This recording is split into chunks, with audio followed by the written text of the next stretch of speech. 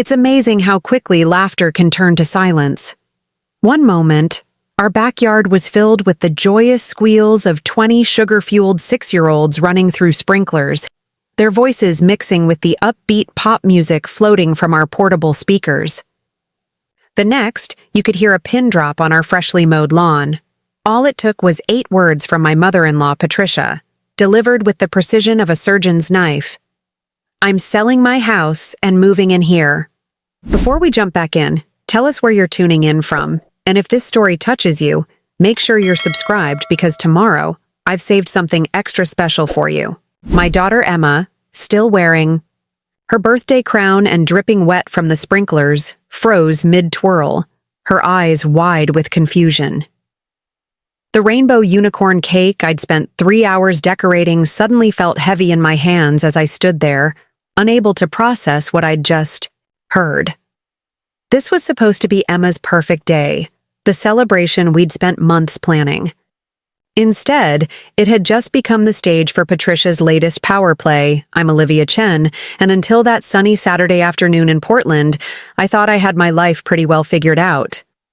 At 34, I'd built a successful career as a pediatric nurse, married the love of my life, James, and together we'd created a warm, loving home for our daughter.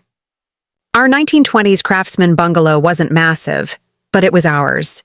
Every creaky floorboard, every carefully chosen paint color, every tiny garden bed where Emma and I grew vegetables together.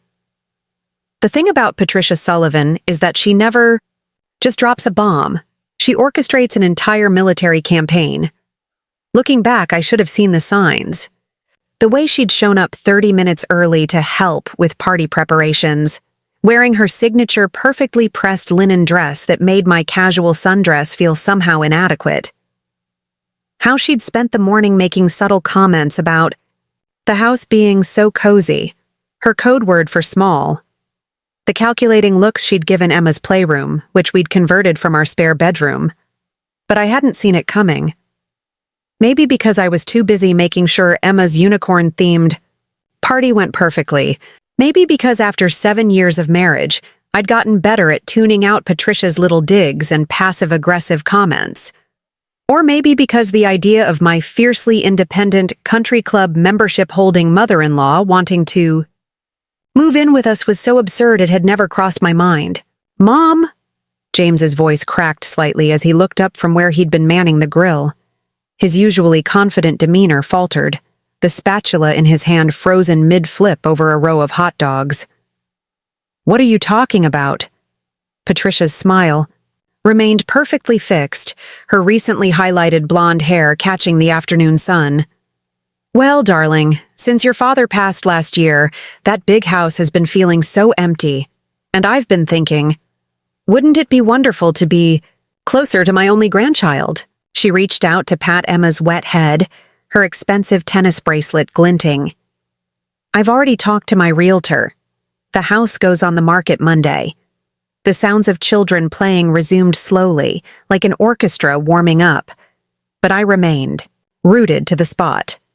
My mind raced through the implications.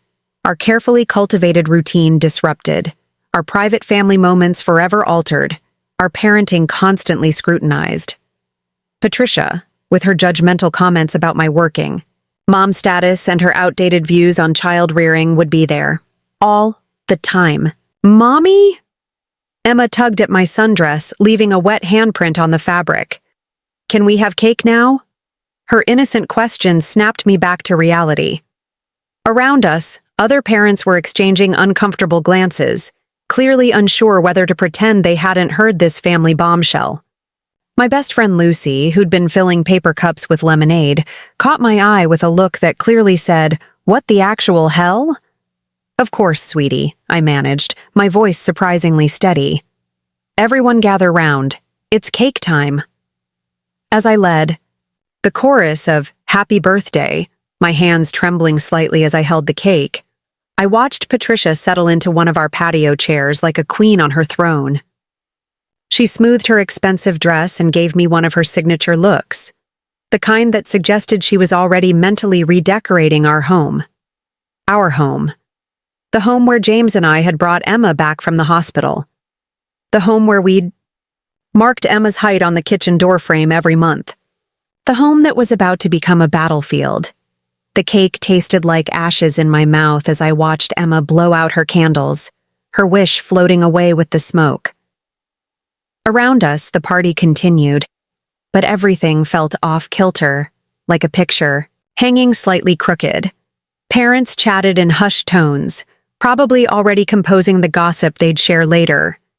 The kids, oblivious to the adult drama, continued their water games, their shrieks of laughter a stark contrast to the tension. Humming through the air, James caught my eye across the yard, his face a mixture of shock and something else. Guilt? Had he known about this? Was this something they'd discussed without me? The thought sent a chill down my spine despite the warm June air.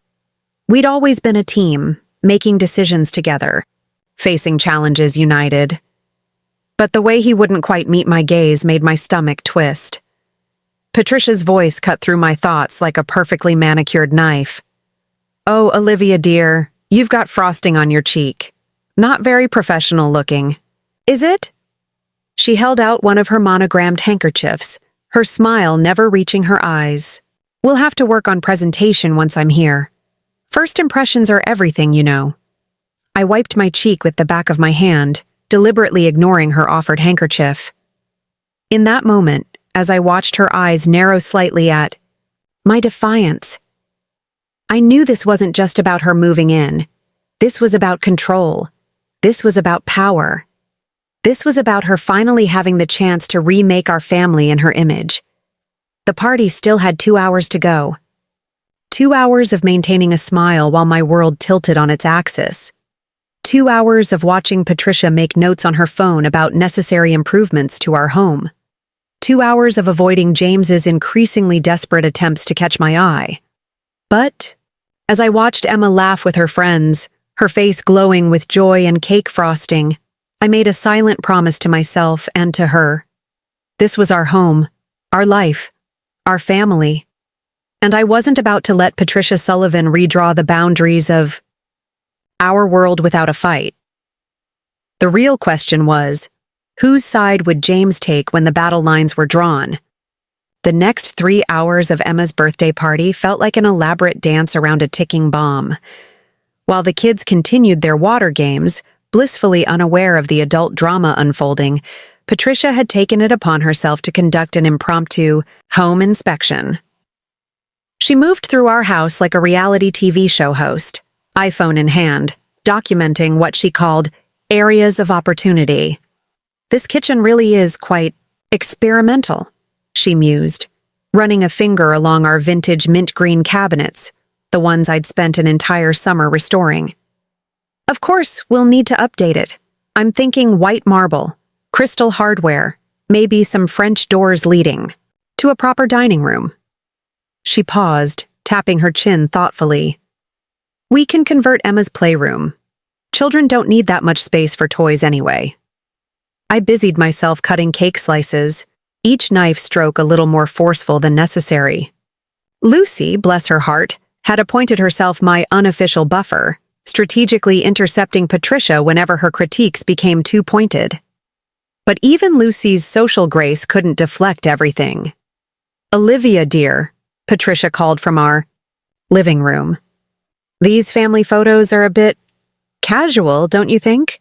I have some lovely formal portraits from James's childhood that would add some sophistication, and my interior designer can help us choose proper artwork. These finger paintings, while charming, don't quite set the right tone." Emma's artwork. She was talking about Emma's artwork, the pieces our daughter poured her heart into, that we proudly displayed because this was her home too. I gripped the cake knife tighter, but before I could respond, James finally spoke up. "Mom, this really isn't the time," he said, his voice strained. "We should focus on Emma's party." Patricia waved him off with a perfectly manicured hand. "Nonsense. Darling, if I'm moving in, we need to start planning. You know how I feel about living in chaos." She gestured vaguely at our eclectic lived-in space. "Besides, I've already scheduled the contractor for Monday." Preparing and narrating this story took us a lot of time, so if you are enjoying it, subscribe to our channel. It means a lot to us. Now back to the story. The cake knife clattered onto the counter. You what? Just for measurements, dear. Patricia smiled, but her eyes held a challenge. We'll need to know what we're working with. I'm thinking we should start with removing that wall between the kitchen and living room. Open concept is so much more civilized. James cleared his throat. Mom, we haven't even discussed. Oh, and that reminds me, Patricia continued as if he hadn't spoken, pulling out a thick folder from her designer tote bag. I've taken the liberty of drawing up some preliminary paperwork, just to make everything official, you understand. Nothing complicated, just a co-ownership agreement, some renovation authorizations, and a few other essential documents. The party around us continued, but I felt like I was watching it through thick glass. Parents were starting to gather, their children, offering polite thank yous while trying not to stare at the family drama unfolding. Emma and her closest friends had migrated to the sprinkler again, their laughter a surreal soundtrack to this nightmare. Lucy appeared at my elbow, her voice low. Liv, you're shaking. Take a breath.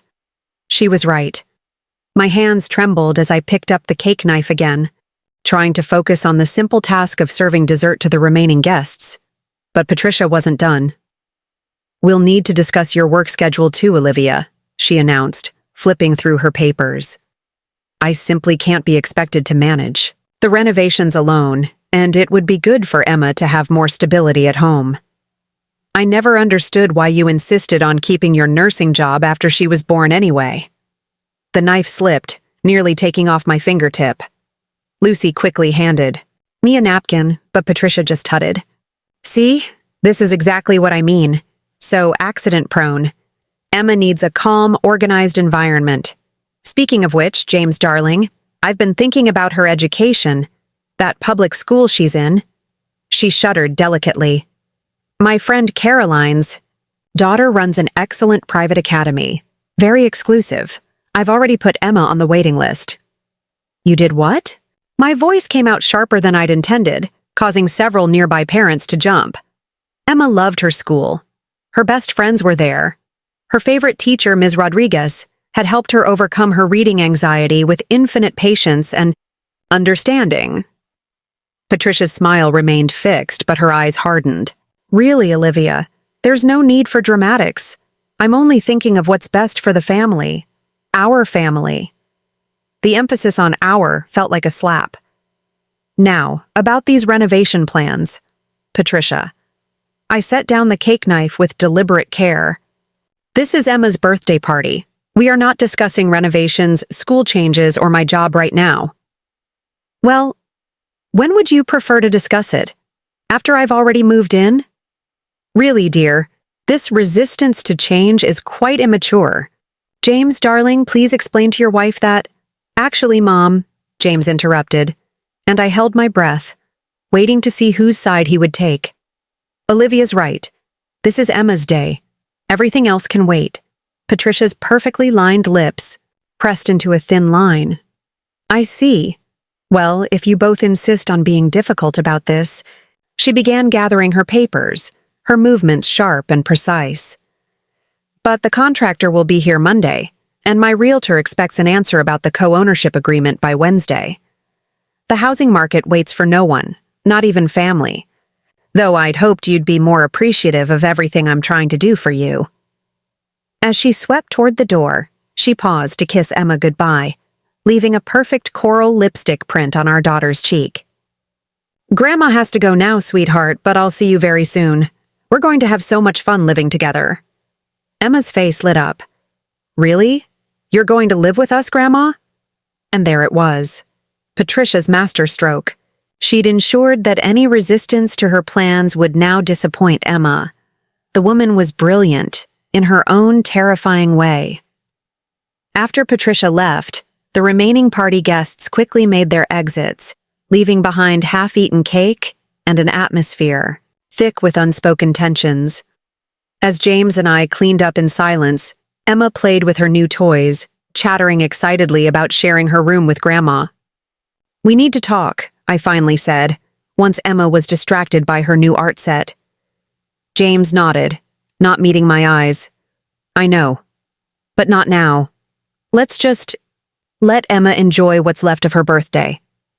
I watched our daughter, still wearing her birthday crown, drawing pictures of what looked like 3 people in a house. My throat tightened as I realized she was already incorporating Patricia into our family portrait. The sun was setting, casting long shadows across our soon-to-be battleground of a home. Monday's contractor visit loomed like a storm on the horizon. Patricia had laid her groundwork perfectly, using Emma's birthday party as her stage and our daughter's innocence as her shield. But as I looked at the finger paintings Patricia wanted to replace, at the playroom she planned to eliminate, at the home we'd built with love and care, I felt something harden inside me. This wasn't just about Patricia moving in anymore. This was about preserving the life we'd created, the boundaries we'd established, the family we'd built. The real question was, how do you fight a battle without casualties when the battlefield is your own home? Monday morning arrived with the subtlety of a freight train. I'd called in sick to the pediatric ward, something I'd never done outside of actual illness, but this qualified as an emergency in my book. The contractor was due at 9 a.m., and I needed to be present for whatever Patricia had planned. James had promised to be there too, taking a rare morning off from his architectural firm, but at 8:45, his text arrived. "Emergency client meeting. Can't make it. So sorry. Handle Mom gently." I stared at my phone, a hollow feeling in my stomach. Emma was at school, probably telling all her friends about how her grandmother was moving, and I was alone for this, just as Patricia had likely planned. The doorbell chimed at exactly 9 a.m. Patricia stood on our porch in a crisp white pantsuit, flanked by not one contractor but an entire entourage, an interior designer clutching a tablet, a feng shui consultant holding what looked like a compass, and 2 men in polo shirts with Sullivan Estate Services embroidered on their chests. "Olivia, dear, you look comfortable," Patricia said, eyeing my yoga pants and James's old college sweatshirt. "I suppose it's good you're dressed for manual labor. We have so much to do today." Before I could respond, she swept past me, her team following in her wake, like perfectly coordinated ducklings. The interior designer immediately began taking photos, muttering about tragic lighting choices, while the feng shui consultant shook his head disapprovingly at our front door's position. "Now," Patricia announced, positioning herself in our living room like a general addressing her troops, "I've taken the liberty of having some preliminary work done. The permits are being fast-tracked. I still have some influence with the city council, thankfully, and we can begin demolition as early as next week." "Demolition?" I choked out. "Patricia, we haven't agreed to any of this." She waved away my protest like an annoying fly. "James has always trusted my judgment on these matters, dear. Now, Mr. Chen?" She turned to one of the polo-shirted men. "Show Olivia the plans." The man unrolled a set of architectural drawings on our coffee table. Our coffee table that Emma had helped me refinish last summer, now apparently destined for the dumpster according to the red X marked across it. In the plans. "As you can see," Patricia continued, "we'll be opening up this entire space. That wall needs to go, of course." She pointed to the load-bearing wall that currently housed Emma's height measurements. "The kitchen will be completely gutted. Those vintage cabinets are simply unsafe, I'm sure, and will expand into the backyard to create a proper conservatory." "The backyard?"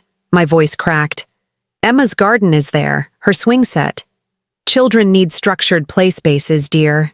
I'm thinking a small putting green. It's never too early to learn golf, such an important social skill."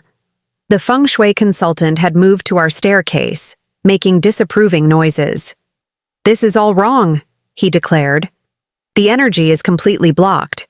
We'll need to relocate the stairs to the east wall." "Excellent point, Mr. Wu," Patricia beamed. "Add that to the first phase." I felt like I was watching someone plan the demolition of my life in real time. Every measurement they took, every photo they snapped, every note they made was another piece of our family's identity being erased. Oh, and Olivia. Patricia's voice took on a honeyed tone that sent warning signals shooting through my brain. There's just one tiny detail we need to handle before the permits can be finalized. She pulled out a thick envelope from her designer bag. Just some standard paperwork. Since I'll be investing significantly in the property improvements, my lawyer suggests adding my name to the deed. For security purposes, you understand. The room seemed to tilt sideways. You want us to sign over part of our house to you? Don't be dramatic, dear. I'm not taking anything away. I'm adding value. Besides, her voice hardened slightly, I've already sold my house. The closing is next week. Surely you wouldn't want me to be homeless. As if on cue, her phone chimed. She glanced at it. Satisfied smile spreading across her face. Ah, perfect timing. That's my realtor. The sale just went through. Non-refundable deposit received. She looked up at me, triumph glinting in her eyes. So, about those papers. Something inside. Me snapped. Not in a dramatic shouting way, but in a quiet, fundamental way, like a load-bearing wall finally giving way under too much pressure. No, I said, my voice steady despite my racing heart. Patricia's perfectly penciled eyebrows rose. I beg. Your pardon? I said no. I walked to the front door and opened it wide. Everyone out, now. The design team exchanged uncertain glances. Patricia's face flushed an alarming shade of red. Don't be ridiculous. We have work to do. Not in my house, you don't. I stood my ground, channeling every ounce of authority I'd developed in my years of handling difficult situations in the pediatric ward. This is private property and you're all trespassing unless you leave right now. The feng shui consultant was the first to break, hurrying past me with a mumbled apology. The interior designer followed, then the contractors, leaving their drawings. Scattered across our coffee table, Patricia remained, her hands clenched around her designer bag. You're making a grave mistake, she said, her voice trembling with rage. I'm trying to help you, to elevate this. She gestured dismissively at our home. This starter house into something worthy of the Sullivan name. This house doesn't need your name, Patricia. It already has ours. And we like it exactly as it is. James won't be happy about this, she threatened. He understands the importance of family loyalty. I met her gaze steadily. Yes, he does. That's why I trust him to choose his real family, the one he built, with me and Emma, over your renovation fantasies. Patricia's face contorted with fury. You ungrateful little... She cut herself off, visibly composing herself. This isn't over. I've already sold my house. Where exactly do you expect me to go? I hear Florida is lovely this time of year. She drew herself up to her full height, which in her designer heels put her several inches above me. You'll regret this.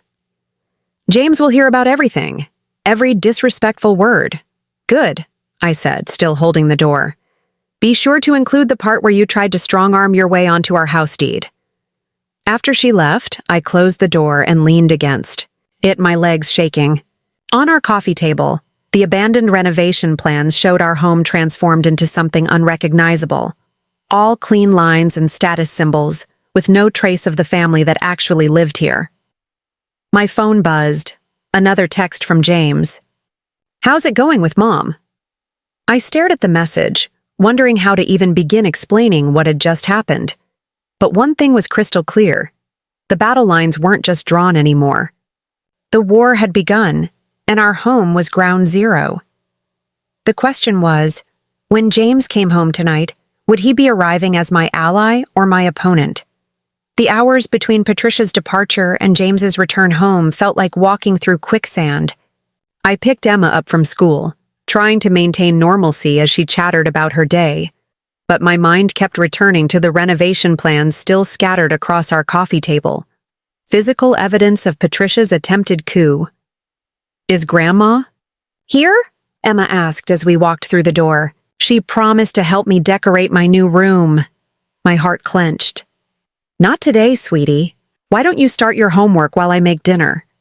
I heard James's key in the lock at 6:30 p.m., exactly when he'd promised to be home.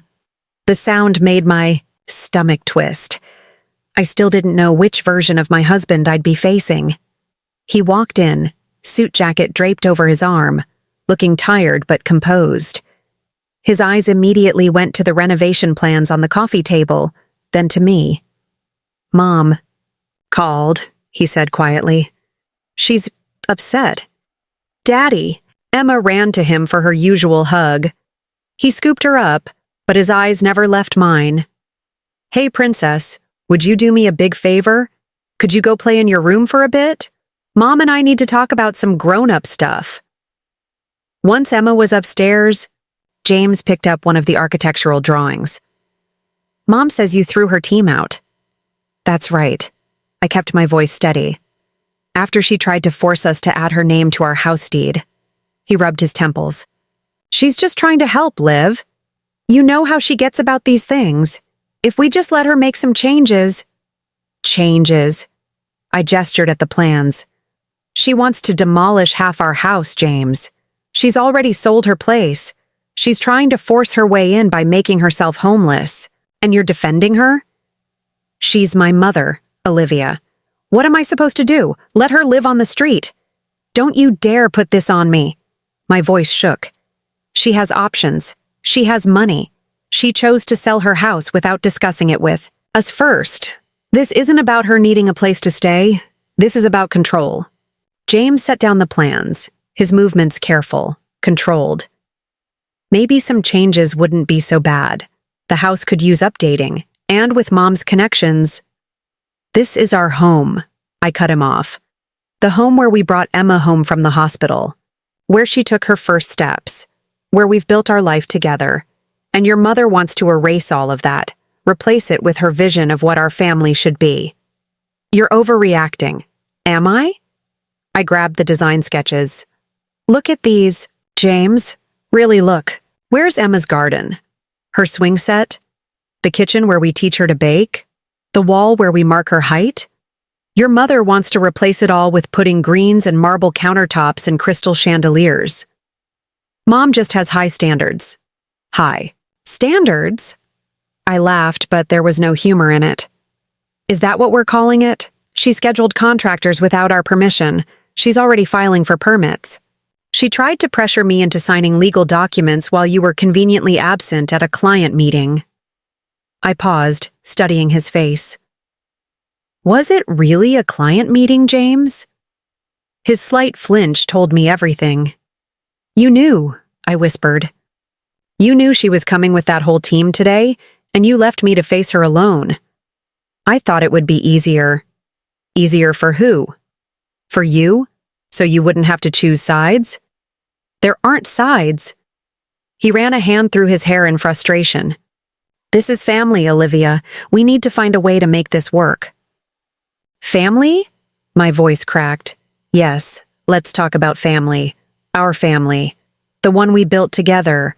The one your mother is trying to remake in her image. Tell me, James, when did you stop being my partner and start being her son first?" He flinched. Again, but rallied. "That's not fair. She's been alone since Dad died. She needs us." "No, she needs to control us." "There's a difference." I picked up the thick envelope of legal documents Patricia had left behind. "Did you know about these? About her trying to get her name on our deed?" His silence was damning. "Oh God, you did." I felt like I'd been punched in the gut. "You knew she was planning to legally claim part of our home and you didn't warn me?" "It's not like that," he protested. "She just wants security. Knowing her investment in the renovations is protected." "Investment?" I threw the envelope onto the coffee table. "Is that what we're calling this hostile takeover?" "Now you're being dramatic, Mommy?" Emma's small voice from the stairs made us both freeze. "Why are you and Daddy fighting?" I turned to see our daughter clutching her favorite stuffed unicorn, tears in her eyes. James moved toward her, but I got there first, scooping her up. "We're just having a grown-up discussion, baby," I soothed, but Emma wasn't easily fooled. "Is it about Grandma? Is she not coming to live with us anymore?" I felt James tense behind me, waiting to hear my response. But looking at our daughter's tearful face, I couldn't lie to her. "Emma, sweetie, sometimes grown-ups need to figure things out before making big changes. Right now, Daddy and I need to talk about what's best for our family." "But Grandma is family," Emma insisted.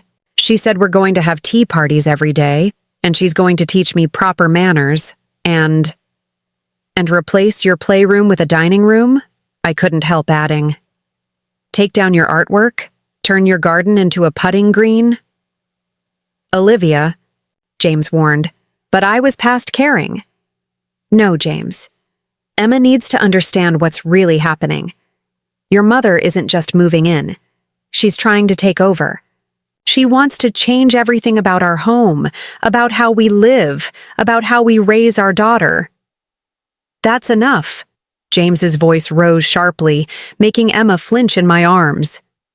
The silence that followed was deafening. Emma buried her face in my neck, her small body trembling slightly. James stood there, looking shocked at his own outburst, while I held our daughter tighter. "You're right," I said quietly. "That is enough." I turned toward the stairs. "Come on, Emma, let's get you ready for bed." "Liv," James called after me, his voice pleading. "We need to figure this out." I paused on the stairs, our daughter still in my arms. "Yes, we do. But first, you need to figure out who you're going to be, James, my husband and Emma's father, or Patricia's obedient son, because right now, you can't be both." As I carried Emma upstairs, leaving James standing amid the scattered remains of his mother's renovation plans, I realized we'd reached a point of no return. This wasn't just about Patricia moving in anymore. This was about the foundation of our marriage, our family, our future. The question wasn't whether there would be casualties in this war. It was how high the cost would be. That night, after finally getting Emma to sleep, with 3 bedtime stories and multiple reassurances that everything would be okay, I found myself sitting in her garden.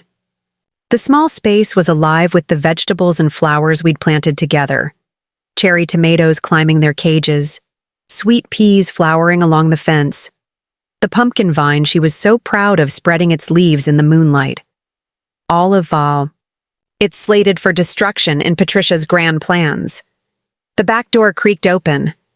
I expected James, but instead, my phone lit up with a text. "Staying at the office tonight. Need time to think. Coward." Inside, the renovation plans still littered. Our coffee table, a paper trail of Patricia's attempted takeover. I gathered them up, noting how she'd already assigned our master bedroom as her private suite, complete with a planned ensuite spa bathroom. Emma's playroom was labeled formal dining, and a note in the margin specified suitable for hosting. Cocktail parties, minimum 30 guests. My hands shook as I stacked the papers. This wasn't just about Patricia moving in. This was about her systematically erasing our family's identity, replacing our cozy home with her idea of social perfection. And James had known, had helped plan it. My phone buzzed again. Not James this time, but Patricia. "I've spoken with James. He understands my position.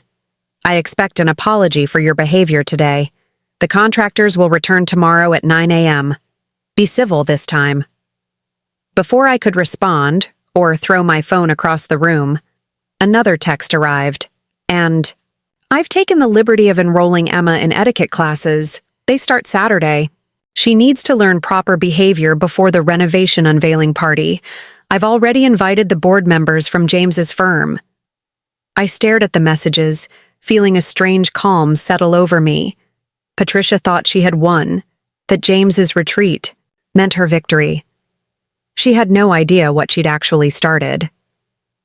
At 3 a.m., unable to sleep, I sat at our kitchen table with my laptop, making lists.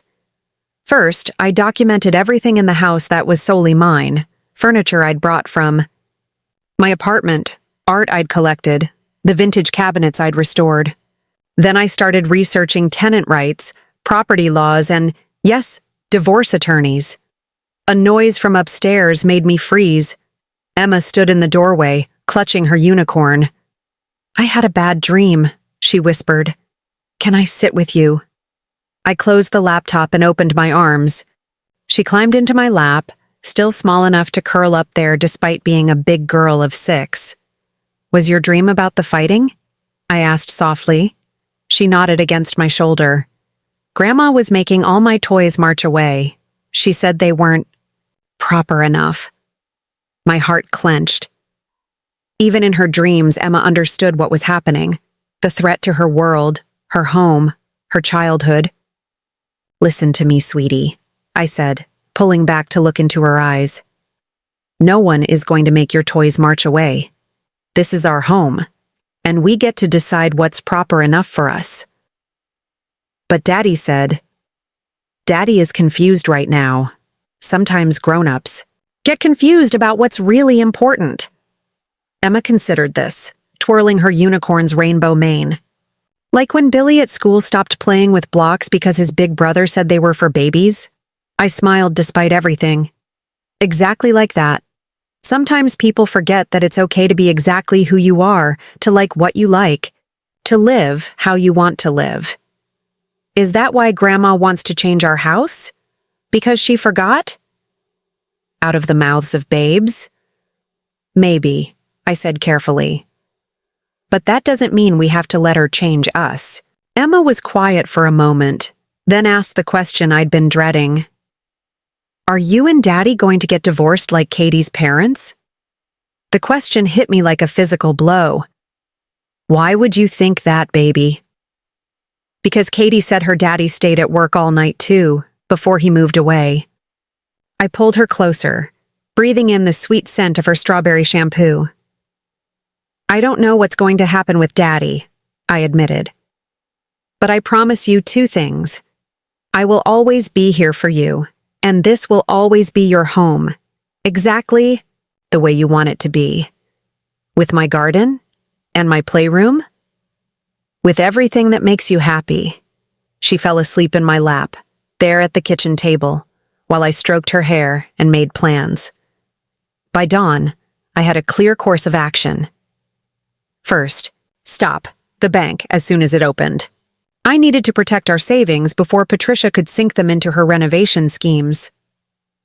Second, an appointment with Diana Chen, no relation, the most ruthless family lawyer in Portland.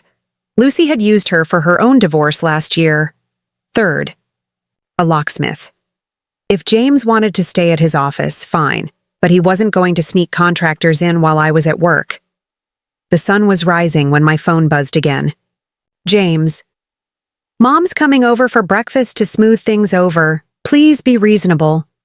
I looked down at Emma, still sleeping peacefully in my lap, then at our kitchen, the heart of our home, with its mismatched chairs and children's artwork, and the wooden spoons Emma had painted as Christmas presents, all of it on Patricia's chopping block.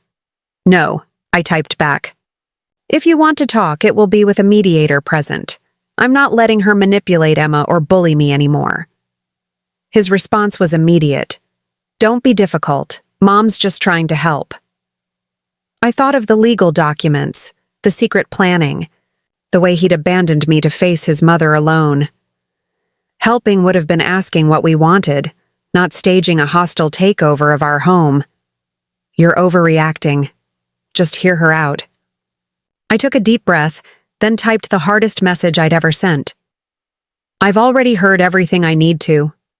I'm calling a lawyer today. Your choice whether it's a mediator or a divorce attorney." His response was a single word. "What? You?" "Heard me. Either stand with your family, your real family, or stand with your mother. But understand what that choice means." Emma stirred in my lap, blinking sleepily. "Morning, Mommy. Can we have pancakes?" I kissed her forehead, all ready. hearing Patricia's voice in my head criticizing empty carbs and proper breakfast etiquette. Absolutely, baby, with extra sprinkles. My phone was buzzing with messages from both James and Patricia, but I set it aside. Let them plot and plan. Let them try to force their way in. They had no idea what they were up against. A mother protecting, not just her home, but her child's right to grow up in a space filled with love, creativity, and joy. The battle for our home had evolved into something bigger, a fight for our family's soul. And I was just getting started. Diana Chen's law office was nothing like I'd imagined. Instead of the intimidating glass and chrome I'd expected, it was housed in a converted Victorian, complete with a garden that rivaled Emma's. The waiting room had a corner filled with children's books and toys, not the sterile plastic items you find at doctor's offices, but beloved, well-worn things that spoke of understanding what families really need. Mrs. Walker? The receptionist's voice was gentle. Ms. Chen will see you now. I followed her upstairs, past walls lined with children's artwork, actual crayon drawings and finger paintings, not the expensive reproductions Patricia would approve of. Diana Chen herself stood to greet me, and I immediately understood why Lucy had recommended her. She radiated calm competence, but her eyes held a warmth that put me at ease. "Tell me about your home," she said, after I'd settled into a comfortable armchair. Not about the legal issues, not about Patricia's manipulation or James's betrayal, about my home. The story poured out of me. The months spent house hunting, the joy of finding a place with character and potential, the weekends spent restoring vintage features while Patricia criticized our waste of time.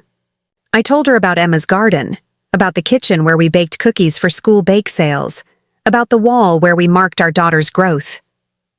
And now, I finished, my mother-in-law wants to erase all of that. She's already sold her house, tried to force me to sign paperwork adding her to our deed, and scheduled contractors to basically demolish everything that makes our home ours. Diana nodded, making notes. And your husband? Keeps telling me to be reasonable, to let his mother help. I swallowed hard. He knew about her plans, helped arrange them behind my back. I see. Diana set down her pen. Here's what concerns me most. This isn't just about property rights. Your mother-in-law is attempting to fundamentally alter your child's living environment without parental consent. The fact that your husband is complicit complicates things, but it doesn't negate your rights as a mother. She pulled out a legal pad. Now, let's talk strategy. First, we need to secure your position. You mentioned your mother-in-law has already sold her house? I nodded. Closing is next week. She's using it to force our hands, claiming we can't let her be homeless. Actually, Diana's smile held a hint of steel. She's given us an advantage. She's created her own housing crisis without securing legal rights to your property. No, judge will look favorably on that kind of manipulation, especially when it impacts a child. As we talked strategy, my phone kept buzzing. James, then Patricia, then James again. I silenced it. They're not going to give up easily, I warned. They're not supposed to, Diana replied. But neither are we. Now, about those renovation permits, she's trying to push through. 2 hours later, I left Diana's office with a clear plan and, more importantly, a renewed sense of purpose. First stop, our local bank branch. The bank manager, Mr. Peterson, remembered us from when we'd bought the house. "Mrs. Walker, how's that garden of Emma's doing? My wife loved the tomatoes you brought in last summer." I smiled, remembering how Emma had proudly delivered her first harvest to all our neighbors. "The garden's great. That's actually related to why I'm here. By the time I left the bank, I'd secured our savings and set up new accounts that required both signatures for any major withdrawals. No more secret renovation plans. Next stop, the permit office." The clerk's eyes widened as I explained the situation. "We actually have those applications right here," she said, pulling out a file. "Fast-tracked by Mrs. Sullivan, but..." She frowned, checking her computer. The property owners listed don't match our records. No, I said firmly. They don't. By 3 o'clock, Patricia's permits were officially suspended pending investigation of fraudulent documentation, the clerk promised, to flag any future applications for our address. The locksmith arrived at our house just as I got home. Emma was still at her after-school art program, the one Patricia had dismissed as unnecessarily messy, giving me time to secure our home. Smart move, the locksmith commented as he worked. Getting deadbolts that need keys from both sides. Can't just reach through broken glass to unlock these. I thought of Patricia's determination, her sense of entitlement. Better safe than sorry. My phone had 37 missed calls and messages. I scrolled through them while the locksmith finished. James. Mom's furious. What did you do at the permit office? Patricia. This childish behavior will not be tolerated. I've already contacted my lawyer. James. The bank called about account changes. We need to talk. Patricia. The contractors are booked for 6 months. You're ruining everything. James. Just got out of a meeting with the firm's partners. Mom told them about the renovation plans. I can't back out now. The last message made me pause. Of course. Patricia would have made sure to entangle James's professional reputation in her schemes. She was nothing if not thorough. The locksmith finished up just as Emma's art teacher dropped her off. My daughter bounded up the front walk, clutching a new painting. Mommy, look! I painted our house! The artwork showed our home, complete with Emma's garden, her swing set, and, my heart caught, all 3 of us standing together out front. But in the window, she'd painted a dark figure that could only be Patricia, watching from inside. That's beautiful, honey, I managed. Why don't we hang it up in your playroom? Grandma says the playroom is going to be a dining room, Emma said quietly. She says my art needs to go in the basement. I knelt down to her level. Emma, look! At me. This is our home. Your playroom is staying exactly where it is. And your art? It belongs wherever you want it to be. But, Grandma is not in charge of our home, or your art, or anything else about our lives. Emma studied my face, then nodded slowly. Is that why you changed the locks? Smart kid. Yes, baby. Sometimes we need to set boundaries to protect. What's important to us? Like the fence around my garden? Exactly like that. She considered this, then asked, Can we plant more flowers? To make the fence prettier? Of course we can. As we headed inside to wash up for dinner, my phone buzzed. Again. James. Going to stay at Mom's tonight. She needs support right now. I looked at Emma, happily chattering about her art project, then at the new keys in my hand. Sometimes protection looked like legal documents and bank accounts. Sometimes it looked like deadbolts and permit restrictions. And sometimes it looked like a mother and daughter planting flowers along a fence, strengthening their boundaries with beauty. Let Patricia and James plot their next move. We would be ready, because this wasn't just about protecting our home anymore. It was about protecting our right to live in it exactly as we chose. Emma tugged my hand. Can we have breakfast for dinner? I smiled, thinking of Patricia's horror at such impropriety. Absolutely, with extra whipped cream.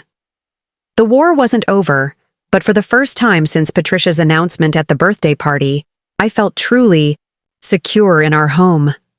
We had locked doors, legal protection, and most importantly, each other. Let them try to break that down. Patricia's counterattack came at 7:15 a.m. the next morning, just as Emma and I were heading out for school. A moving truck sat idling in our driveway, blocking my car, while Patricia supervised 2 burly movers unloading what looked like antique furniture onto our front lawn. Perfect timing, she called out, wearing what appeared to be a designer version of construction wear, pristine white hard hat, coordinating beige boots that had clearly never seen dirt. The men can start bringing everything inside once you unlock the doors. Emma clutched my hand. Mommy? Go wait by the roses, sweetie. I turned to Patricia. What do you think you're doing? She consulted a clipboard. The closing on my house was moved up. Obviously, I need somewhere to store my belongings. She gestured at the growing collection of furniture. That armoire has been in the Sullivan family for generations. It will look perfect in the foyer, once we remove that tacky coat rack. The coat rack Emma painted? Precisely. Now, about these locks. The locks aren't changing, Patricia. And neither is our home. Her smile tightened. Don't be difficult, dear. James has already approved. James doesn't live here anymore. The words came out before I'd fully processed them, but as soon as I said them, I knew they were true. He chose to stay with you. That means he chose to give up his say in what happens in this house. Patricia's clipboard lowered slowly. I beg your pardon? You heard me. Now get your furniture and your movers off my property before I call the police. You wouldn't dare. I pulled out my phone, Diana Chen's words echoing in my mind. Document everything. Try me. This is ridiculous. Patricia's voice rose, drawing curious looks from neighbors. I have nowhere else to go. That sounds like a you problem. I dialed, one holding her gaze. You chose to sell your house without confirming your next residence. You tried to force your way into ours. Those were your choices, Patricia. Now you get to live with the consequences. She grabbed my phone. Stop this nonsense immediately. Assault and theft, I said calmly, loud enough for the movers to hear. Would you like to add those charges to the trespassing? One of the movers set down an ornate side table. Lady, we don't want any trouble. Maybe we should keep unloading, Patricia snapped. I'm not paying you to stand around. Actually, the mover pulled out his phone. Company policy says we can't unload if there's a property dispute. Too much liability. Patricia's face flushed an alarming shade of red. This is my son's house. No, I corrected. This is my house, and you're all trespassing.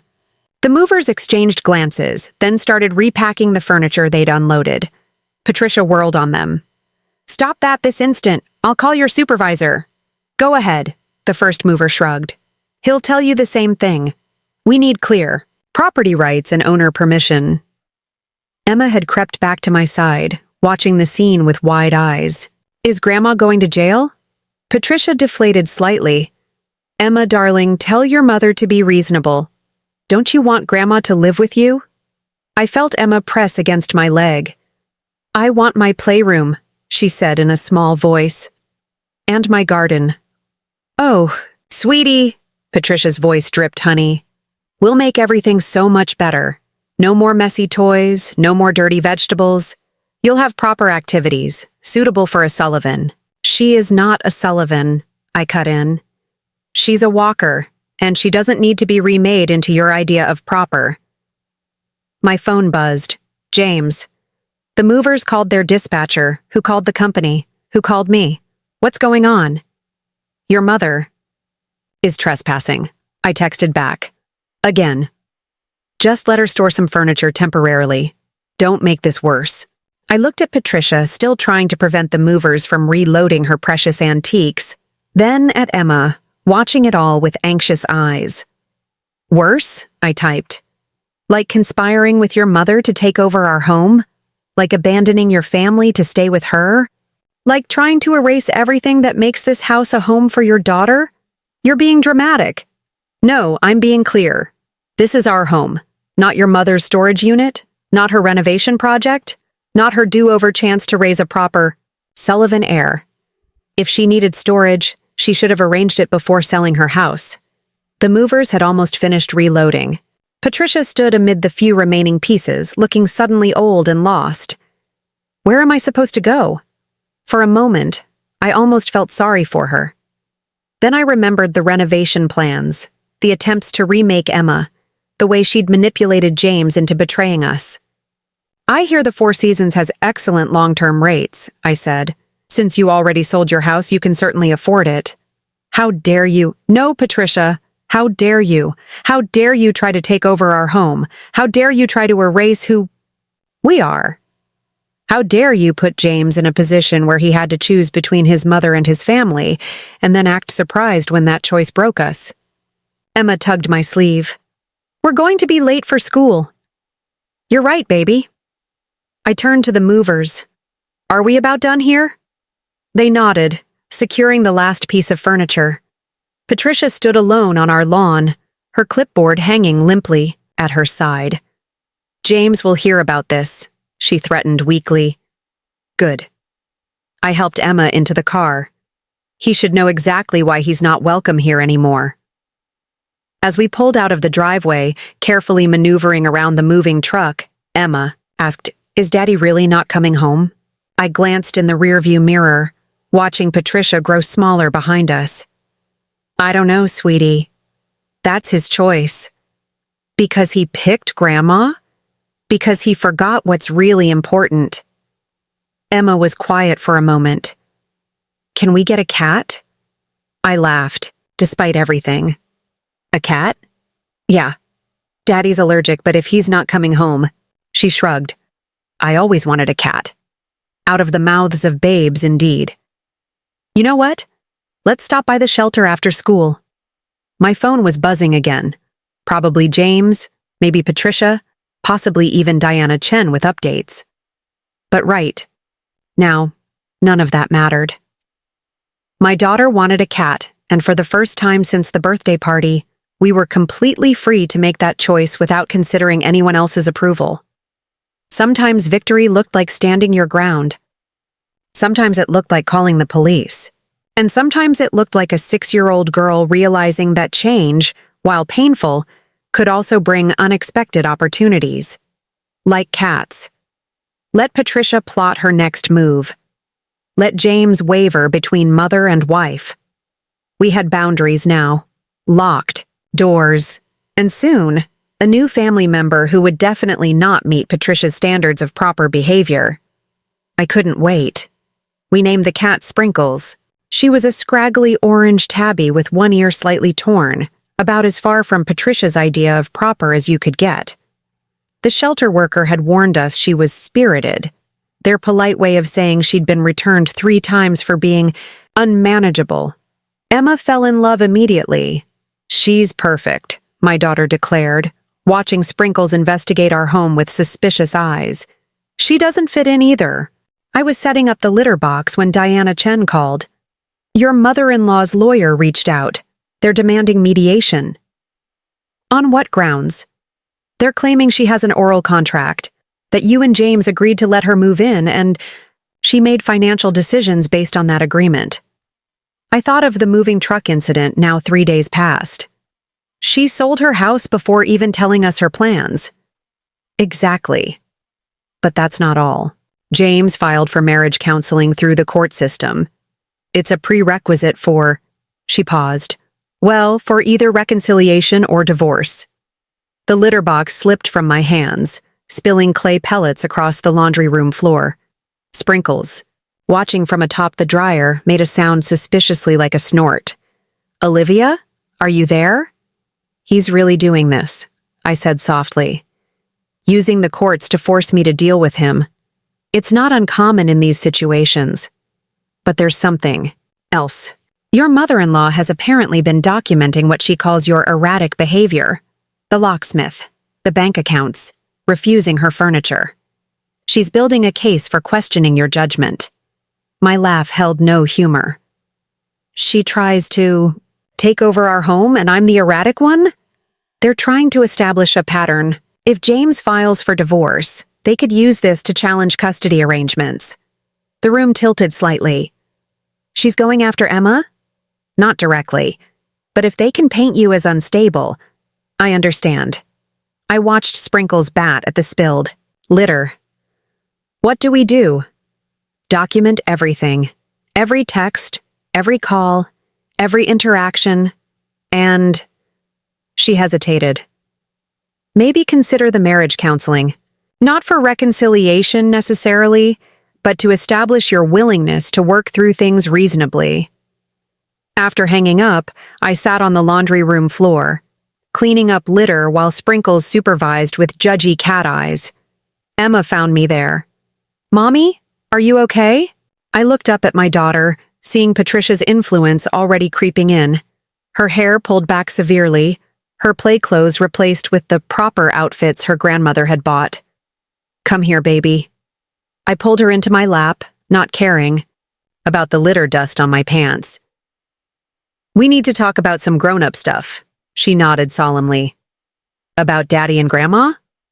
"Yes, Daddy wants us to talk to someone about our problems, a special kind of doctor who helps families. Like when Katie's parents got divorced? Sometimes I forgot how observant 6-year-olds could be. Maybe. We don't know yet. But I want you to understand something. No matter what happens, you're the most important person in all of this. Not Grandma's plans, not Daddy's choices, not even my feelings. You matter most." She leaned against me, watching Sprinkles investigate the laundry basket. "Is that why you got me Sprinkles? Because you knew Daddy wasn't coming back?" "I got you Sprinkles because you wanted her, because this is our home, and we get to choose what makes us happy." The next morning, Patricia launched her next assault. I arrived at work to find my supervisor waiting with a concerned expression. "Olivia, we need to talk about some complaints we've received." The complaints, it turned out, came from several of Patricia's society friends who were on the hospital board. They were concerned about my emotional stability, my ability to care for patients, my recent erratic behavior. They're questioning my work? I felt sick. I'd been a pediatric nurse for 12 years, built a reputation for excellence, earned the trust of countless families. "We have to take complaints seriously," my supervisor said carefully, especially from board members. I thought of my patients. The kids fighting cancer, the anxious parents, the delicate balance of care and compassion that defined my work. Patricia's going after my job. I don't know who... I do. I pulled out my phone, showing her the documentation Diana had helped me compile. My mother-in-law is trying to force her way into our home. When I refused, she started this campaign to discredit me. I can prove everything. By lunch, I'd met with HR, filed my own documentation, and contacted Diana again. But Patricia wasn't done. I got home to find Child Protective Services on my doorstep. "We received a report of unsafe living conditions," the social worker explained. "Something about unauthorized pets, unstable behavior." I let them in, watching them take notes as they observed our home. They saw Emma's artwork proudly displayed, her garden thriving, her playroom filled with evidence of creative play. They noted Sprinkles' up-to-date shots, clean litter box, and fresh water. They interviewed Emma, who showed them her latest art project, a family portrait that now included an orange cat but notably excluded her grandmother. "Everything seems fine here," the social worker concluded. "Better than fine, actually. It's clear this is a loving, stable home." After they left, I found Emma in her garden, Sprinkles lounging nearby as my daughter carefully watered her plants. "Mommy?" She didn't look up from her tomatoes. "Why did those people come to check on us?" I sat on the garden bench, choosing my words carefully. Sometimes, when grown-ups can't get their way, they try to cause problems for other people. Like when Tommy told the teacher I cheated because I wouldn't let him copy my homework. Exactly like that. She considered this while adjusting a plant. "Steak. Is Grandma trying to get me taken away?" My heart broke. "No, baby. She's trying to scare me. But it won't work because we have something she doesn't." "What's that?" "The truth. And each other." That night, after Emma was asleep, I sat at the kitchen table with my laptop, typing out a message to James. "Your mother tried to get me fired today. Then she called CPS. She's willing to destroy my career, traumatize our daughter, and tear apart our family, all because I won't let her take over our home. If you support this, if you really choose this path, understand what it means. You're not just losing me. You're losing yourself." His reply came hours later. Meet me tomorrow. Just us. No lawyers, no mom. Please. I stared at the message for a long time. Upstairs, Emma slept peacefully, while Sprinkles kept guard from the windowsill. Our home felt different now, marked by battle but somehow stronger for it. Fine, I typed back. But not about reconciliation, about consequences. The war wasn't over, but the battlefield had shifted. Patricia had shown her true colors, escalating from renovation plans to direct attacks on my life, my career, my ability to care for my child. She thought it would break me. She had no idea how much stronger it made me. The coffee shop where James wanted to meet was neutral territory, a small place downtown, far from both our home and Patricia's temporary suite. At the Four Seasons, I arrived early, choosing a table in the corner where I could see both exits. Diana's voice echoed in my head. Remember, anything you say could be used in court later. James looked terrible when he walked in. His usually pristine suit was wrinkled, his tie slightly askew. Dark circles shadowed his eyes, and he'd missed a spot shaving. Living with Patricia clearly wasn't the victory he'd imagined. You look awful, I said as he sat down. Mom's redecorating her suite. His attempt at a smile failed. Apparently, 5-star hotel furnishings aren't up to Sullivan standards. Imagine that. He fidgeted with his coffee cup. How's Emma? Traumatized by the CPS visit your mother arranged. But she's resilient. The cat helps. His head snapped up. Cat? What cat? Sprinkles. Emma's new therapy pet. The shelter says previously, unwanted animals often help children process abandonment issues. The barb hit home. James flinched. I didn't abandon. You chose your mother over your family. Let's not pretend otherwise. That's not fair. Mom needed. Stop. I held up my hand. If you're here to defend Patricia's actions, we're done. She tried to get me fired. She called CPS. She's actively trying to destroy our family, and you're enabling her. He slumped in his chair. She's not trying to destroy anything. She just wants total control over our home, our daughter, our lives, and you gave it to her. What was I supposed to do? She's my mother, and I'm your wife. Emma's your daughter. We're your wife and daughter. The past tense hung between us like smoke. James stared into his coffee as if it held answers. The firm's partners are pressuring me, he finally said. Mom told them about the renovation plans, hosted dinners, made promises. Now they're expecting this grand showcase home for client events. Not my problem. Liv, please, just meet with Mom. Let her explain her vision. Maybe we can find a compromise. I thought of the CPS workers questioning Emma, the hospital board, reviewing my competency, the moving truck in our driveway. There's no compromise with someone who sees our family as an obstacle to her plans. She loves Emma. She loves the idea of remaking Emma into a proper Sullivan. There's a difference. A group of businessmen entered the coffee shop, their laughter jarring against our tension. James watched them, and I saw something like envy cross his face, as if he missed when life was simpler. The marriage counselor has an opening next week, he said quietly.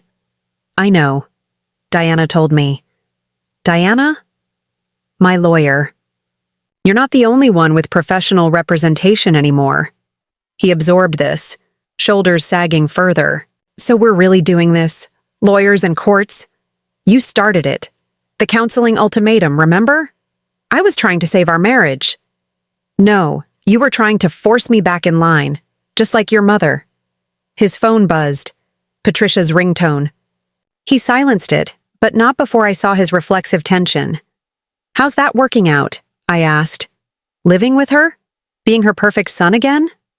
He struggled visibly. She's intense right now. The hotel suite isn't ideal. If we could just let her take over our home, erase everything that makes it ours, turn Emma into her mini-me. You're exaggerating. Am I? Tell me this. When was the last time you stood up to her? Really stood. Up to her. Not just temporary resistance before giving in? He opened his mouth, then closed it. We both knew the answer. Never. That's what I thought. I gathered my purse. The counseling session is Tuesday at 2. I'll be there, because Emma deserves to see us try. But understand this. I'm not coming to save our marriage. I'm coming to establish boundaries, with or without you. Liv, wait! One more thing. I paused, letting the weight of my next words sink in. I'm filing a restraining order against your mother. After the CPS stunt, Diana says we have more than enough evidence. The color drained from his face. You can't watch me. She comes near our house or Emma's school again, she'll be arrested. Actions have consequences, James. It's time you both learned that. I left him there, staring into his cooling coffee. Outside, the city bustled around me, unchanged by the seismic shifts in my personal life. My phone buzzed. A text from Emma's art teacher with a photo. My daughter had painted another family portrait. This time, James wasn't in it at all. At home, I found Emma and Sprinkles in the garden. The cat had appointed herself guardian of the vegetable beds, attacking any birds that dared threaten Emma's plants. They made an odd pair, my proper-looking. Daughter in her grandmother-approved dress, covered in dirt as she planted fall bulbs, while a battle-scarred rescue cat kept watch. How was Daddy? Emma asked without looking up from her flowers. Sad, confused. Living with Grandma isn't as fun as he thought it would be. She nodded sagely. Grandma doesn't like mess, or noise, or fun. No, she doesn't. Is he coming home? I sat on the garden bench, watching her work. No, baby. Sometimes when people make choices, they have to live with them even if they're sad about it later. She considered this while patting soil around a bulb. Like when I chose to wear my princess. Dressed to soccer and it got ruined? Something like that. Sprinkles suddenly tensed, staring at the fence. A moment later, I heard it. The distinctive sound of Patricia's luxury SUV idling at the curb. Inside, I said calmly. Both of you. Emma gathered Sprinkles, who went, surprisingly willingly. Through the kitchen window, I watched Patricia's car remain at the curb, just watching our house. Testing the boundaries, seeing if I meant what I'd said about consequences. I took a photo, texting it to Diana. Then I called the police. By the time the patrol car arrived, Patricia was gone. But the message was sent. No more games, no more manipulation, no more chances. The officer took my statement, adding it to the growing file of documentation. As he left, he paused. Lady, I've seen a lot of family disputes, but trying to get a pediatric nurse fired and calling CPS over a cat? That's a new low. I thought of James, trapped between his mother's demands and the wreckage of his choices. The lowest is still to come, I said quietly. She's just getting started. But so was I. And unlike Patricia, I wasn't fighting for control or status or some idealized version of family. I was fighting for something much more important, the right to live authentically, mess and noise and rescue cats included. Let her test my resolve. She'd find that some things, like a mother's love for her child's true self, were unshakable. The marriage counseling session was scheduled for 2 p.m. on Tuesday. I arrived at 1:55, expecting to find James already there, probably with perfectly rehearsed talking points courtesy of Patricia. Instead, I found an empty waiting room and a harried receptionist. Mrs. Walker, there's been a slight change of plans. Mr. Walker called to say he's running late, but she glanced at her computer. Oh, you have another visitor cleared to join the session. She's already in Dr. Martinez's office. My stomach dropped. Let me guess. Patricia Sullivan? The receptionist's uncomfortable nod confirmed my fears. Of course, Patricia had somehow inserted herself into what should have been a private session. I took out my phone, texting Diana. "She's here, at the counseling session." Diana's response was immediate. "Perfect. Now we can document her interference directly." Taking a deep breath, I entered Dr. Martinez's office. Patricia sat perched on the edge of a leather armchair, wearing what appeared to be a designer interpretation of casual therapy wear, probably purchased specifically for this ambush. "Olivia, dear, I hoped we'd have a chance to talk privately before James arrives." Dr. Martinez, a calm-looking woman in her 50s, interjected. "Mrs. Sullivan insisted this was a family session." "She's not family," I said firmly, choosing the chair furthest from Patricia. "She's the reason we need counseling." "Now that's hardly fair," Patricia began, but Dr. Martinez held up a hand. "Perhaps we should wait for James." "Oh, he'll be a while," Patricia said smoothly. "Emergency client meeting, but we can get started without him." Of course, another conveniently timed emergency to leave me facing Patricia alone, but this time I was ready. "Actually," I pulled out my phone. "Let's call him. On speaker. Right now." Patricia's perfectly composed face flickered. "That's not necessary." But I was already dialing. The phone rang 3 times before James answered. "Liv? I'm just leaving the office." "No, you're not," I said calmly. "You're not coming at all, are you?" His silence was damning. "Your mother's here," I continued. "She managed to get herself included in our private counseling session. Funny how that happened right when you had an emergency meeting." "Mom's there?" His surprise sounded genuine. "I didn't know—" "Don't lie to my face, James," Patricia snapped, then immediately composed herself. "I mean, darling, I was only trying to help." Dr. Martinez was taking rapid notes, her expression professional but her pen pressing perhaps a bit harder than necessary into her notepad. "Mrs. Sullivan," she said carefully, "this session was intended for the couple—" "We are a family," Patricia insisted. "Everything I've done has been for this family. The renovation plans, the social connections, trying to give Emma a proper upbringing." "Proper?" I laughed. "You mean controlled, sanitized, stripped of everything that makes her uniquely herself. I am trying to give her advantages. No, you're trying to remake her in your image, just like you've always tried to remake James." "I made James what he is." Patricia's careful mask slipped. "Everything he has, his education, his career, his position in society, is because of my guidance."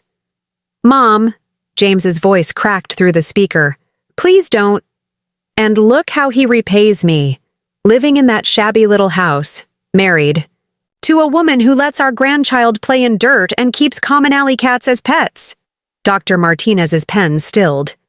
"Mrs. Sullivan, this level of involvement in your son's marriage is necessary. Someone has to maintain standards." When I saw that house, that neighborhood, that lifestyle, I knew I had to step in. James was losing his way, forgetting everything I taught him about proper society, proper behavior. Proper, I cut in. "That's all you care about. Not happiness, not love, not genuine connection, just your artificial standards of what's proper." Standards are what separate us from what? People like me? Working mothers? People who value creativity and joy over social climbing? "Don't you dare judge me," Patricia's voice rose. "Everything I've done, every sacrifice I've made, was to elevate this family." "No," I said quietly. "Everything you've done was to control this family, to force us into your narrow vision of what's acceptable. But here's what you don't understand, Patricia. We don't want to be elevated. We were happy in our shabby house with our common cat and our garden full of dirt. James wasn't happy. He needs—" "James?" I looked at the phone. "Are you happy now? Living in a hotel with your mother, separated from your daughter, Watching your marriage crumble because you couldn't stand up to her? The silence stretched. James's voice was barely audible. I don't know who I am anymore. Patricia recoiled as if slapped. James Alexander Sullivan, how dare you? That's exactly the problem, he continued, stronger now. I'm always James Alexander Sullivan, Patricia, Sullivan's son, living up to Patricia Sullivan's expectations. When did I last make a choice for myself? When did I last do anything without calculating your approval? I gave you everything. You controlled everything, and I let you. God help me, I'm still letting you. Dr. Martinez cleared her throat. Perhaps we should— No, James cut in. This needs to be said. Mom, you're destroying my family, not improving it, not elevating it, destroying it. And I've been helping you do it because I'm too scared to stop you. Patricia stood, smoothing her perfectly tailored therapy outfit. I can see you're all determined to be difficult. When you come to your senses, get out. James's voice was firm. Get out of that office. Get out of my marriage. Get out of our lives. James! I mean it, Mom. No more renovation plans. No more social engineering. No more trying to remake Emma into your idea of proper. It's over. Patricia turned to me, her face contorted with fury. This is your doing. You've turned my son against— Me? No, I said quietly. You did that all by yourself. She stormed out, designer therapy wear swishing dramatically. In the silence that followed, Dr. Martinez's pen scratched across her notepad. Well, she said finally, that was illuminating. James was still on the speaker. Liv, I'm so sorry for everything. I know it's not enough, but you're right. I cut in. It's not enough, but it's a start. As I left the counseling session, I felt lighter somehow. Not because everything was fixed, it wasn't, not by a long shot. But for the first time since Emma's birthday party, I felt like we were finally dealing with the real issue. This had never been about a house or renovations or proper social standards.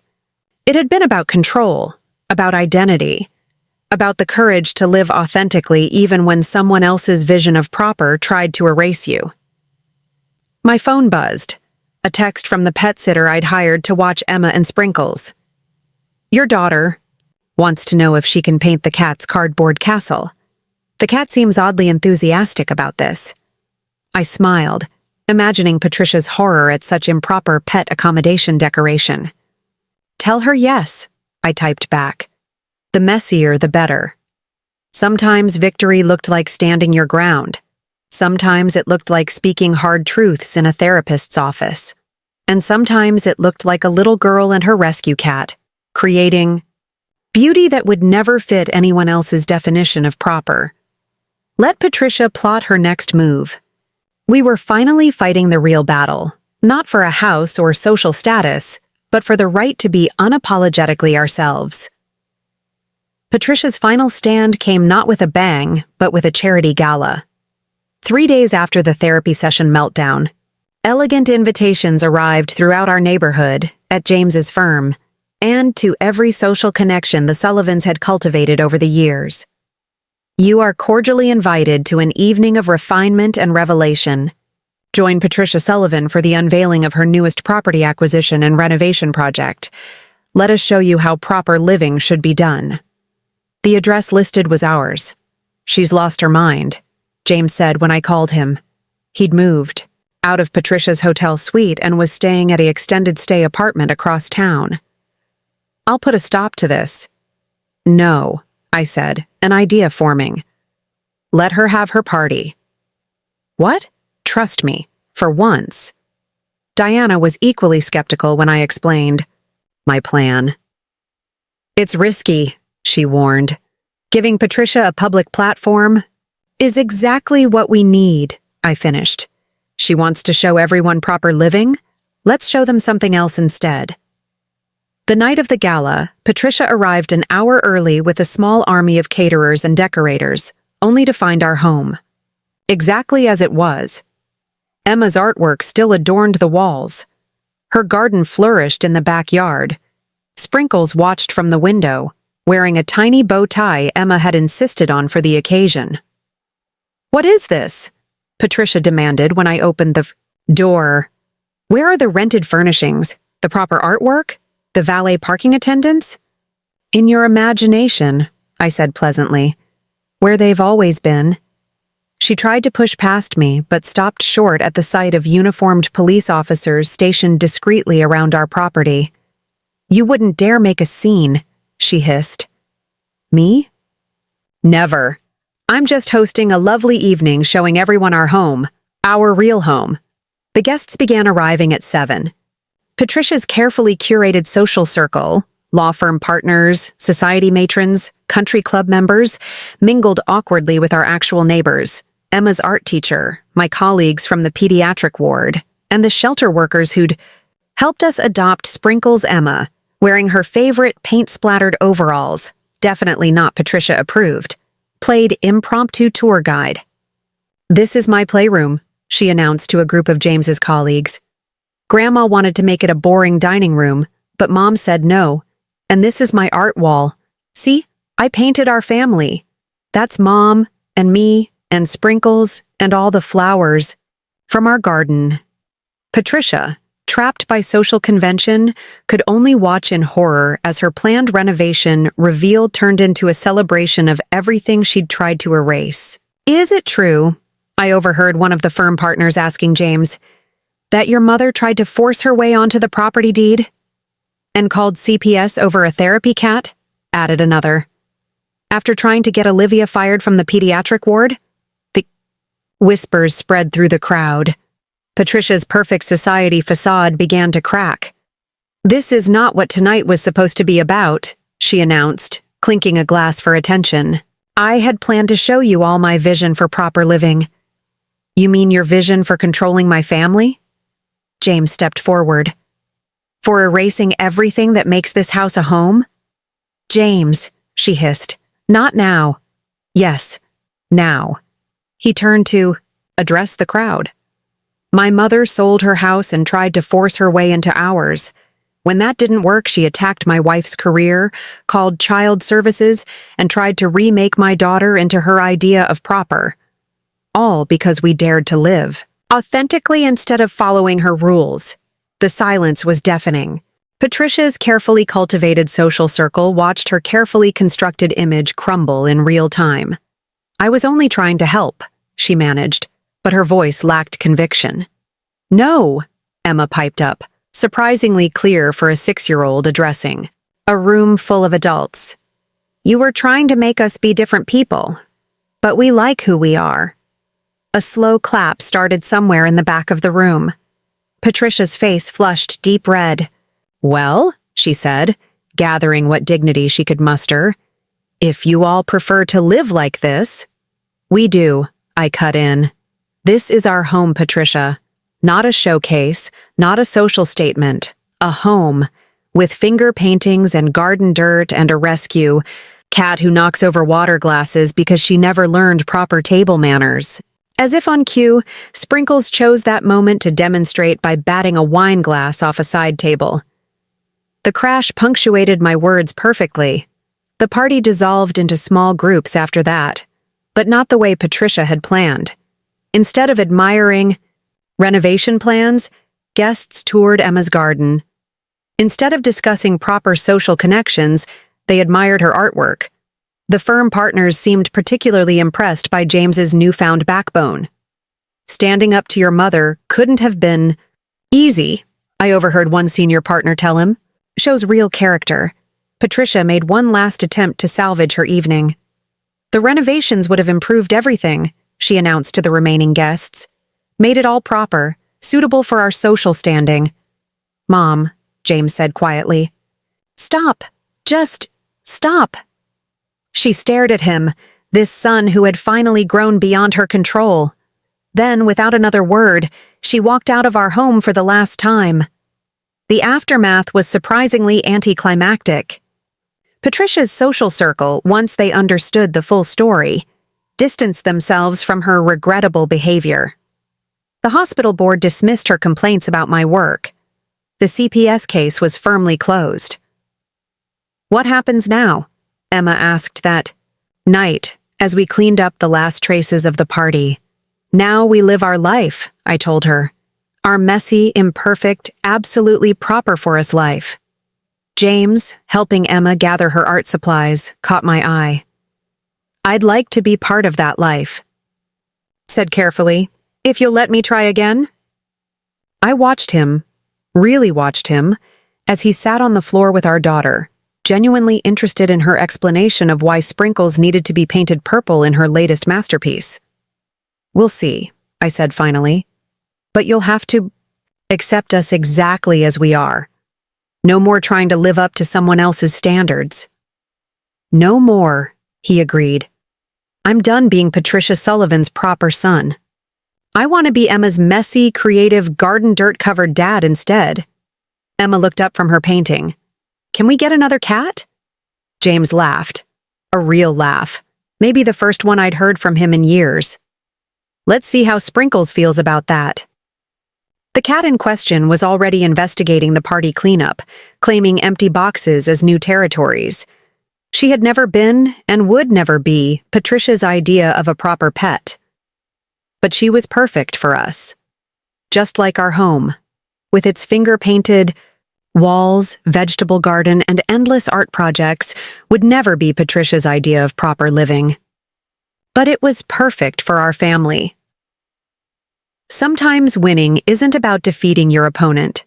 Sometimes it's about being so secure in your authentic self that their weapons of shame and control simply bounce off, leaving them to face the emptiness of their own proper prison. 6 months after Patricia's failed gala, we held another party at our house. This one was Emma's idea. A family pride celebration, she called it, complete with handmade invitations featuring drawings of our house surrounded by a rainbow of fingerprints. The changes in those 6 months had been subtle but profound. James moved back in gradually, starting with weekend visits that focused on rebuilding his relationship with Emma. He joined her for messy art projects, helped expand her garden, and learned to accept Sprinkle's habit of sleeping on his freshly pressed suits. "You've got paint on your tie," I pointed out one morning as he prepared for court. "I know," he smiled, straightening the tie with its splash of purple acrylic. "Emma helped me pick it out, says it makes me look more artistic." The James who would have panicked about appearing less than perfect in court was gone. In his place was a father who proudly wore his daughter's artistic contributions, even to major client meetings. Patricia, true to form, tried one last power play. She showed up at James's firm with a stack of photos, documentation of what she called our descent into chaos, the garden expanding beyond its original borders, Emma's art wall spreading into the hallway, the new cat tree in the living room.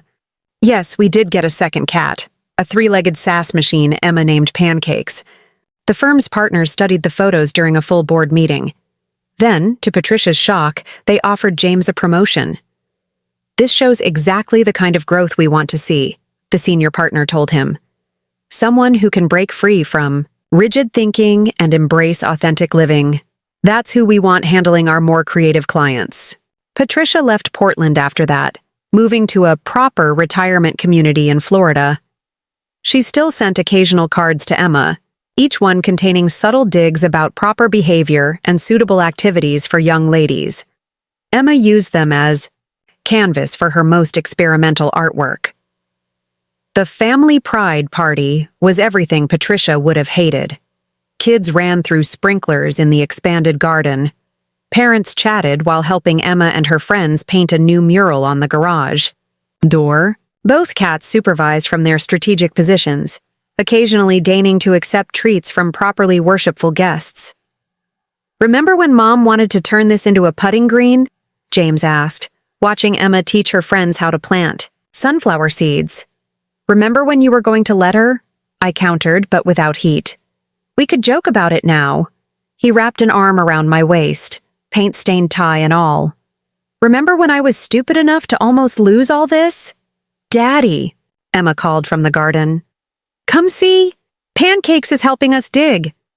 Helping was a generous term for the chaos the three-legged cat was creating, but James just laughed and joined the muddy gardening crew. I watched them from the patio, my husband in his expensive suit, now covered in dirt, teaching a group of giggling kids how to properly support growing plants while a decidedly improper cat helped by pouncing on every moving leaf. "You've created quite the sanctuary here," Lucy observed, joining me with a glass of lemonade. "Hard to believe it's the same house Patricia wanted to turn into a showcase." "It is a showcase," I said. "Just not the kind she understands." As if to prove my point, Sprinkles chose that moment to demonstrate her newest trick, opening the screen door by herself. She'd learned it specifically to drive Patricia crazy during her last visit, and kept doing it just to show she could. The doorbell rang, and Emma ran to answer it, tracking muddy footprints across the floor Patricia had wanted to cover in white marble. "Ms. Rodriguez!" she shouted, hugging her art teacher. "Come see what we're making." James emerged from the garden, attempting to brush dirt from his knees. "Should we clean up a bit?" he asked, glancing at the muddy footprints, the paint splatters, the general creative chaos of our home. "Nope," I said. "This is exactly who we are." He grinned, getting it. "Perfectly imperfect?" "Exactly." Later, as the party wound down and the sun set over our wonderfully improper home, Emma gathered everyone for a special presentation. "I made something," she announced, unveiling a large canvas. "It's called Our Family." The painting was a riot of color and movement, our house in the center, surrounded by flowers and vegetables, cats and people, all flowing together in a joyful celebration of messy, authentic living. "The empty space is for more family," she explained, pointing to a blank corner. "In case we get more cats, or maybe a dog, or a baby brother. Mom and Dad haven't decided yet." James raised an eyebrow at me. We hadn't discussed expanding our family. The wounds from Patricia's invasion were still healing. But looking at Emma's painting, at the space she'd left for future love and chaos, I felt something shift. "Maybe," I said softly, "when the time is right." That night, after the guests had gone and Emma was asleep, James and I sat in the garden. Sprinkles and pancakes patrolled their domain, while the solar lights Emma had insisted on installing twinkled. "Like earthbound stars, we should frame the cease and desist letter," James mused. "The one Mom's lawyer sent about unauthorized modifications to the proposed renovation site. Put it next to Emma's first garden blueprint? Perfect."